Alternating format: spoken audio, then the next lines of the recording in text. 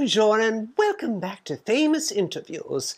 Today I hope to encounter the classic countenance of La Dame de la Silver Screen, Mae West, well known for her wittily whimsical wordplay and devilishly dirty double entendres. She was an all-around artiste who was anything but shy. She created not only her character, but her scripts, and in her prime, wrote and starred in Hollywood's biggest blockbusters. But, being born and bred in Brooklyn, she never lost touch with the common man. What's that, Egbert?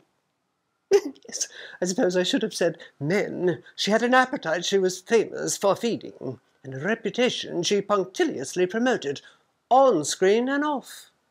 So, without any further dilly-dallying delay, run-on rambling riffs, lengthy loquacious lectures, meticulous monotonous monologues, or endless alliterative articulation, let us begin our journey to the great beyond.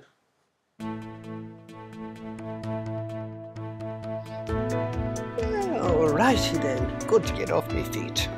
Now, every jammy junket must begin with a first-rate fill-up, so cheers. Still sticking to this lovely Irish gin given me by my commonly clever compeer, Graham Norton. Finally got a Grammy. I skip me 11s, so I do hope this doesn't go straight to me head. Though as long as I don't get too gobby, who cares? Cheers. Ooh, Egbert, stop me if I go all to pot. No, of course not. I gave up smoking. Never mind when. The impertinence. Well, so, without any further cunctation,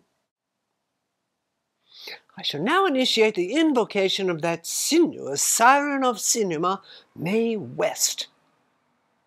One more go at the gas. Why not? All right, I'm ready. A candle for you, and then there were two. Let a third pull you through. Oh, all right.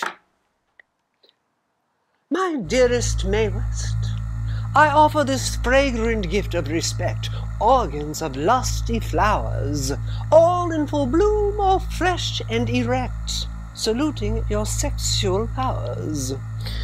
Commune with us, Mae West, commune with us, move amongst us, move amongst us. Your little aria. And do chivvy along, we haven't got all day. Don't start without me, I'll be right back, as soon as I see what this dame wants. Biola, welcome, Mae West, welcome. Please do have a seat. I prefer a lap, but a seat'll do.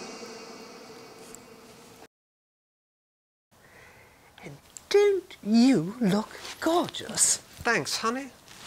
I feel like a million, but one at a time. One of your clever lines.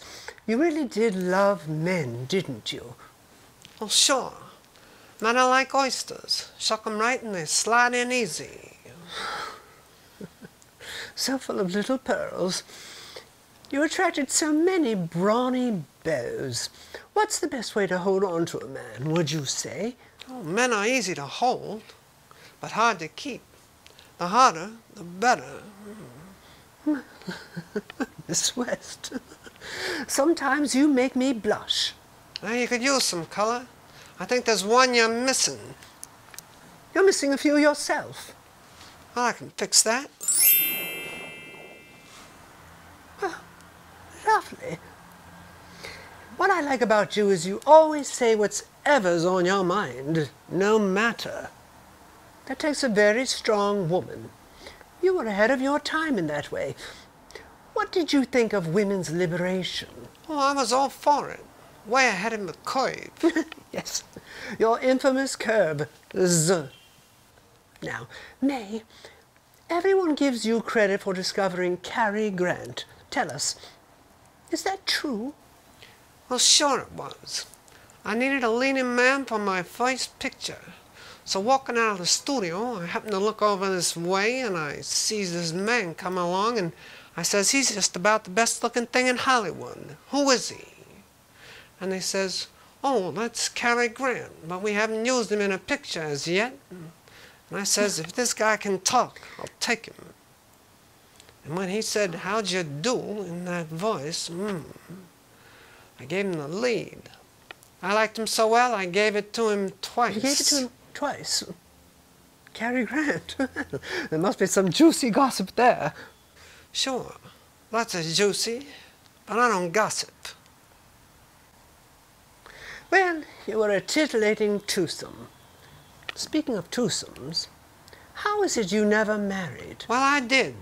To Mr. Frank Wallace. Every girl's entitled to one mistake, and I was 17. But you're never too old to become younger. So what happened to Mr. Wallace? Oh, we separated after a couple of months. Then I hit it big, and he toured the country billing himself as Mae West's husband. I didn't like it, but if I didn't ignore him, it would just give him more publicity. Besides, I had my reputation to protect. And one day he turned up wanting a divorce. But what he really wanted was my money. So I paid him off to get rid of him once and for all. Huh. And never remarried? No, and why would I? I think marriage is a great institution. I just didn't want to be institutionalized. But you had affairs. Would you say you're a romantic? Do you believe in love at first sight? I don't know, but it saves a lot of time. Well, did you ever meet a man who made you really happy? Sure, lots of times.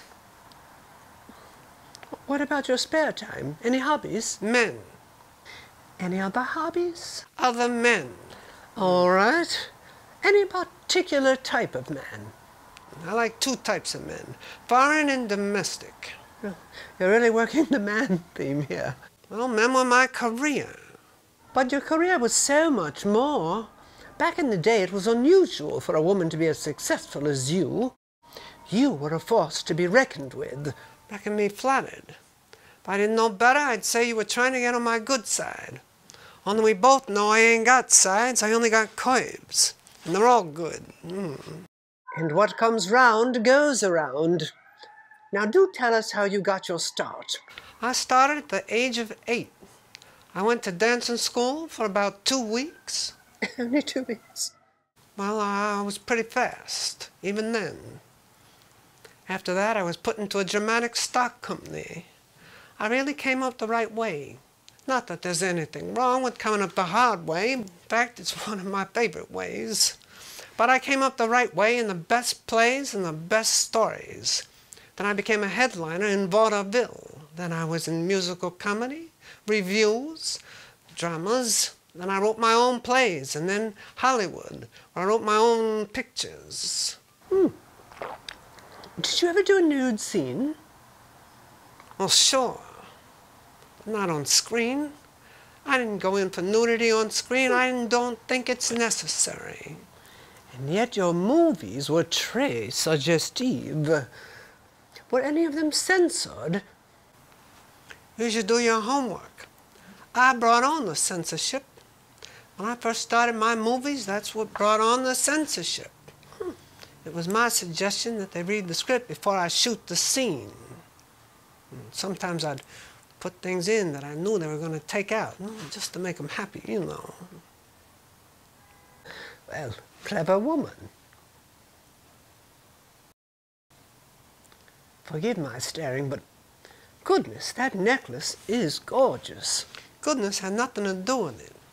I did a little favor for St. Peter is all. He met me at the gate and I let him in. I thought it was the other way round. Yeah, we did that too. Heavens. Well, your talents truly are celestial. Now, didn't you record several record albums? Well, sure, lots. Singing and spoken word. I did one album called Mae West Tells Bedtime Stories and Fairy Ooh. Tales. How lovely doubly. Me sweet son Cecil absolutely adores fairy tales. Loves you too. Once went as you to a fancy dress party. So, which fairy did you record? Tale. Fairy tale. Well, I did several. Snow White and Her Seven Studs, Little Red Hot Riding Hood, and Mae West Meets Mother Goose. And one your son might like, Rub-a-Dub-Dub, Three Fags in a Tub. What makes you think he'd take to that one? Well, he dressed up as me. I know the type. Know lots of them. Wrote a play about them, The Drag. Why, I got something against drag queens? No, of course not. Good. They're some of my favorite people. Now, moving along. Where did you do most of your work? Did you have an office? No, I'd say I did most of my work in bed. I mean your writing, dear. Yeah, that too. Is that why you created sex? In bed? Oh, I can't take all the credit. I had lots of help. I mean your play sex, of course. A typewriter? I never used a typewriter. I used dictation. Yes. Dabbled a little in that myself. So, well, getting back to sex. Well, it's hard to get away from for too long. Yes. Sex, the play, was quite controversial, n'est-ce pas? Some of the newspapers wouldn't even accept the ad. They put in Mae West in that certain play. But it must have been thrilling to see your name in the playbill, written by Mae West, starring Mae West.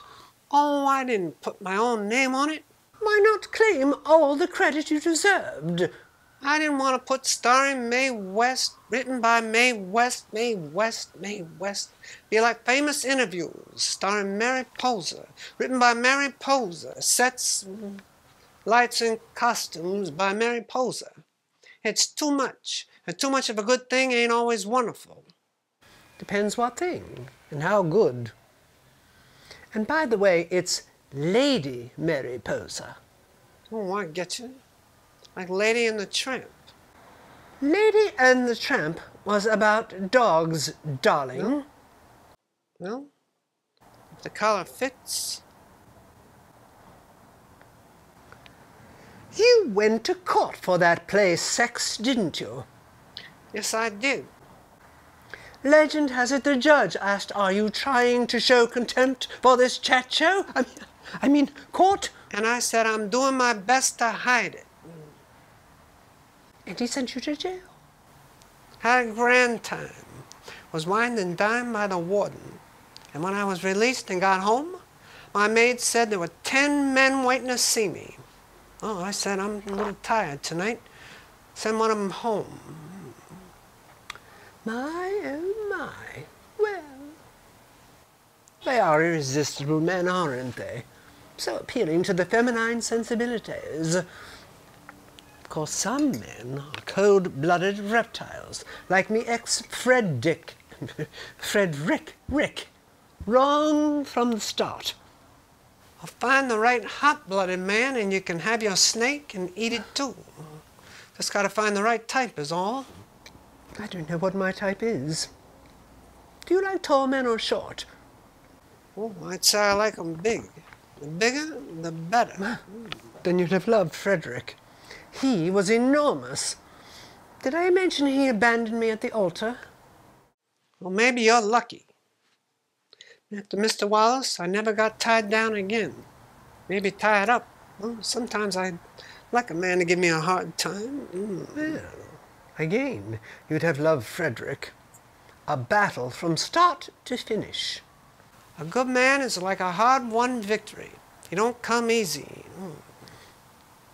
I've left the battlefield completely. Never re-engaged, as it were. Well, been single all my life.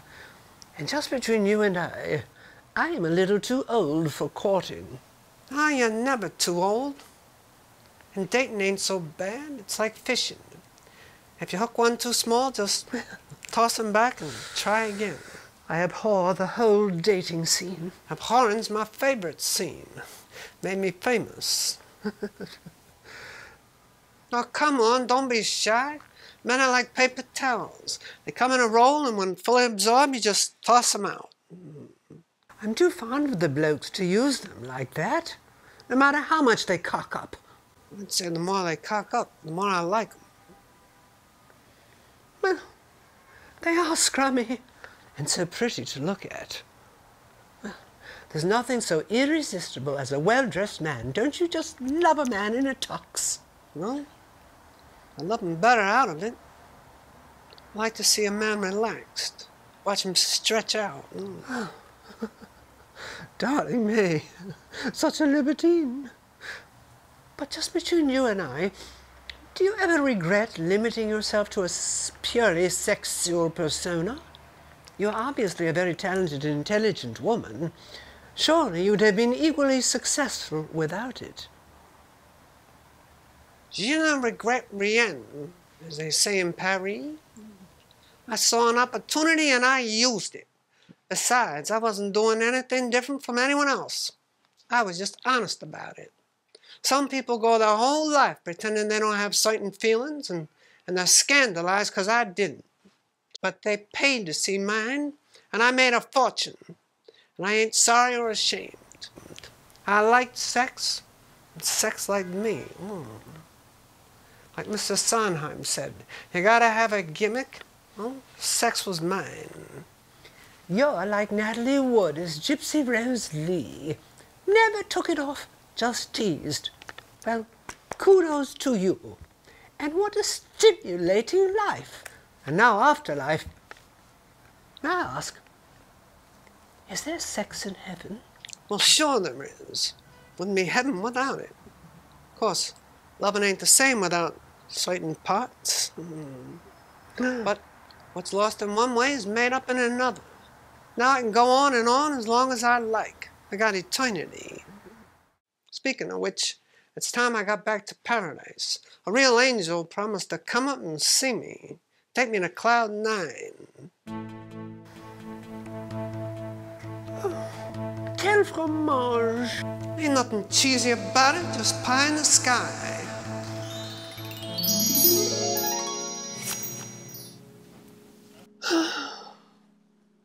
Well, back she goes to another heavenly tryst.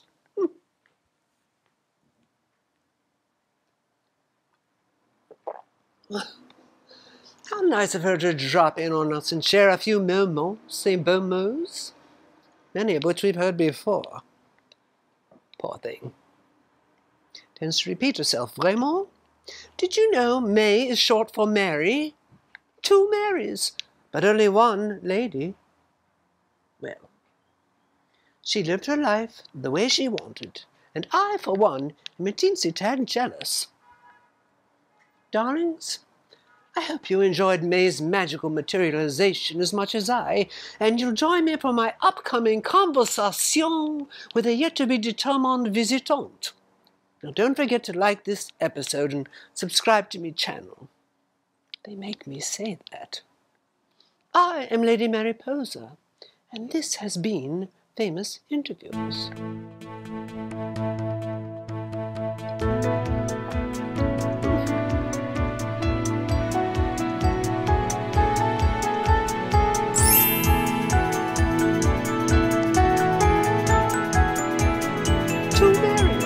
But only 1 lady. Are you trying to show contempt for this chat show? I'm doing my best to hide it.